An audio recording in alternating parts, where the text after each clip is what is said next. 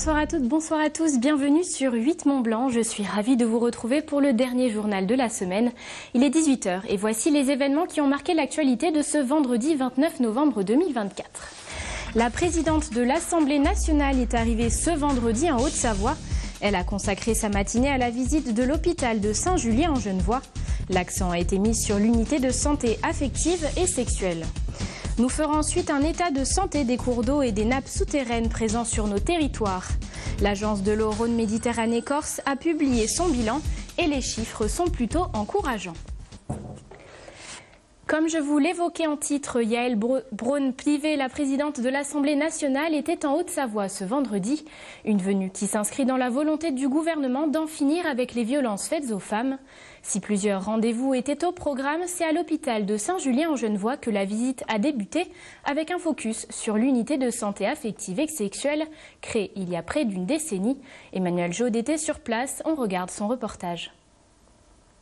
Créée il y a maintenant près de 10 ans, l'unité de santé affective et sexuelle de l'hôpital de Saint-Julien en Genevois fait partie des précurseurs au niveau national. Un regroupement de plusieurs services qui offre aujourd'hui aux patients une écoute, des conseils et un suivi complet en toute confidentialité. Une initiative saluée au plus haut niveau de l'État et dont la reconnaissance a été concrétisée par la visite ce vendredi de la présidente de l'Assemblée nationale, Yaël Braun-Pivet. Une occasion de confronter les notions législatives à la réalité du terrain.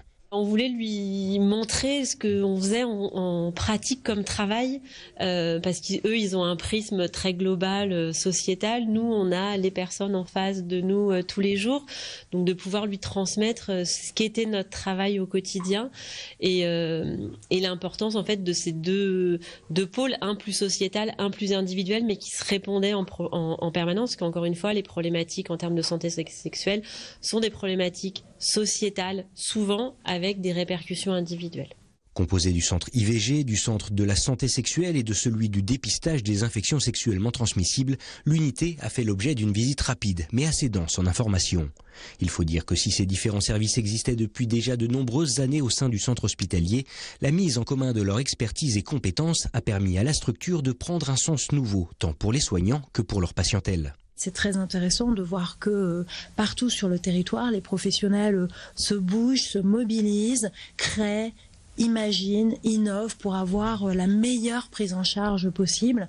Et c'est ce qu'on doit à toutes les femmes et c'est ce qu'on doit à toutes les victimes, faire en sorte d'être à leur côté à toutes les étapes de leur processus, à partir du moment où on va constater les violences jusqu'à la réparation. Et donc c'est intéressant de voir comment sur un territoire, les équipes médicales s'organisent pour pouvoir faire face à ce fléau.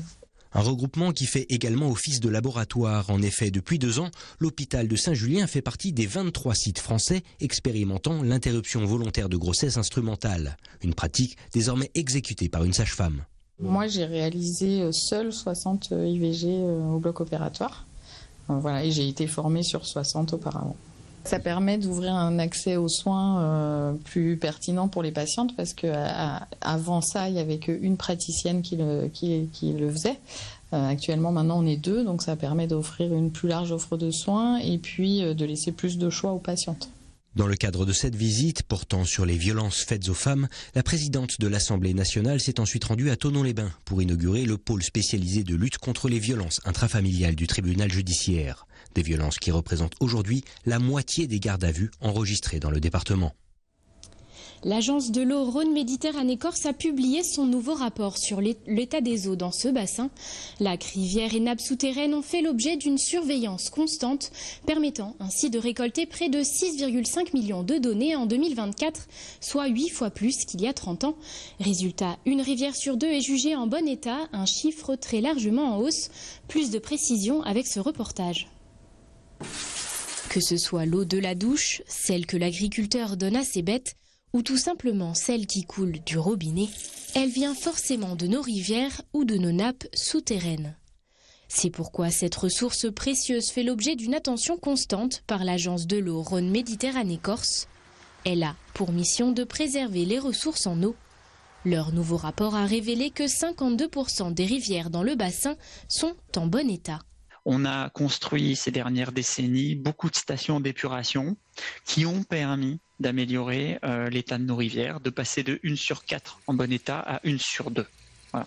Ça, c'est la moyenne régionale. Savoie-Haute-Savoie, c'est un peu plus que la moyenne. On est au-dessus de 1 sur 2. Pourquoi ? Tout simplement parce qu'on a des secteurs en Savoie-Haute-Savoie qui sont plus protégés des activités humaines. Et donc les rivières sont moins altérées. Altérées par des rectifications, des barrages, altérées par des pollutions, par des prélèvements. Parmi les cours d'eau qui bénéficient d'une attention toute particulière de par leur mauvais état, il y a le Viéran et le Nant de Calvi à Annecy.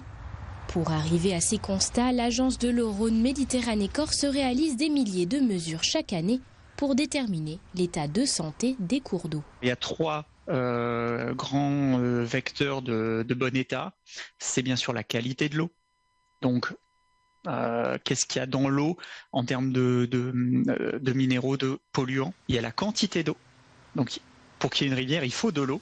Et donc, s'il y a trop de prélèvements en eau par les usages, forcément, elle tombe en mauvais état. Et puis, le troisième, qui est très important, c'est vraiment le fonctionnement des milieux naturels. Il ne suffit pas d'avoir de l'eau et de l'eau en qualité pour avoir une rivière. Caféine, médicaments ou encore cosmétiques sont retrouvés dans les cours d'eau et sont dus aux pollutions domestiques, c'est-à-dire la chasse d'eau des particuliers. Les métaux lourds sont quant à eux totalement éliminés par les stations d'épuration. Elle fait partie des 5 entreprises au Savoyard qui iront au CES de Las Vegas en janvier 2025.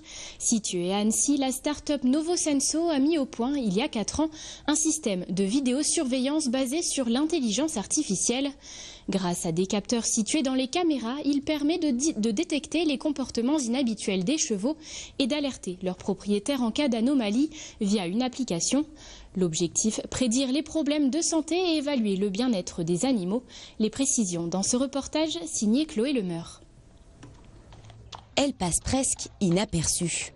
Pourtant, leur fonction n'en est pas moins déterminante.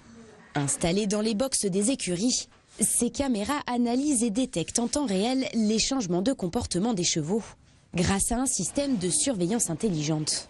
Une innovation développée par la start-up annécienne Novosenso depuis 5 ans. J'ai grandi avec les chevaux. J'avais une écurie, la chance d'avoir une écurie à 50 mètres de ma chambre. Et du coup, c'est vrai que les chevaux, il peut arriver des choses à n'importe quel moment. Et il faut une réactivité, il faut être très rapidement sur les lieux, intervenir rapidement. Et du coup, voilà, après j'avais mes chevaux plus loin. Et je me suis dit, mais il manque un système sur le marché pour avoir un œil sur ces chevaux 24/7 et être alerté s'il y a un problème. Ce qui était important, c'est que ça soit non intrusif pour les chevaux, parce qu'au moins on leur met des choses sur eux au mieux. Donc ça, c'était vraiment important et la vision intelligente nous permet vraiment de faire ça. Concrètement, cette solution innovante, dénommée Novostable, est basée sur l'intelligence artificielle. Créée et pilotée par la start-up depuis Annecy, l'algorithme permet de numériser le cheval et de détecter les anomalies avec une précision fixée à 95%. Une fois qu'on a numérisé nos données avec cette caméra, on récupère 2 à 4 millions de records qu'on doit analyser. C'est notre recette secrète, mais globalement, on arrive à mesurer un comportement du cheval. Donc c'est la petite ligne verte. La grosse ligne verte, c'est la tendance un peu, et la ligne rouge, c'est cet avatar qu'on calcule, qui est notre courbe de référence à pas dépasser. Et donc quand ça dépasse, on envoie des alertes. Ce genre de dashboard, on les donne à nos clients pour qu'ils puissent un peu voir ce qui se passe dans leurs écuries. C'est 24 heures sur 24 quand le cheval est dans son box. Et les alertes, on est à la minute près. Donc toutes les minutes, on analyse en fait le comportement. C'est via une application que ces données sont ensuite transmises aux propriétaires.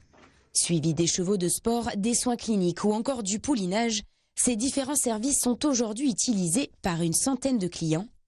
Parmi eux, Alexia Pitié, cette cavalière membre de l'équipe de France de paradressage, possède 5 chevaux. Elle utilise ce système depuis bientôt 1 an. Ça nous a énormément aidé sur une problématique. On a un cheval qui a fait une allergie. On ne l'aurait pas vu si on n'avait pas vu qu'il y avait un changement de comportement. La sérénité du concours. On rentre, on peut aller se coucher, on sait que nos chevaux sont en sécurité parce qu'on va avoir, quoi qu'il arrive, une alerte si on a besoin. Donc une sérénité, un outil de travail en plus. Et pour moi, c'est un quotidien améliorer. À ce jour, 250 caméras sont commercialisées à l'international pour plus de 500 chevaux suivis. Invitée par la région Auvergne-Rhône-Alpes au CES de Las Vegas en janvier, la start-up profitera de l'occasion pour présenter ses dernières innovations, dont un service basé sur l'analyse thermique du cheval. Nous voilà arrivés au terme de cette édition. Merci de votre fidélité à nos programmes. Tout de suite, Thierry Paul me prend le relais avec la météo. Quant au retour de l'information, c'est dès ce lundi à 18h avec Sébastien Germain. On se quitte avec ces images d'Avoria, première station au Savoyard à ouvrir ses portes. Vous pouvez également chausser les skis en Savoie du côté de Latagna et de Val d'Isère. Excellente soirée et bon week-end.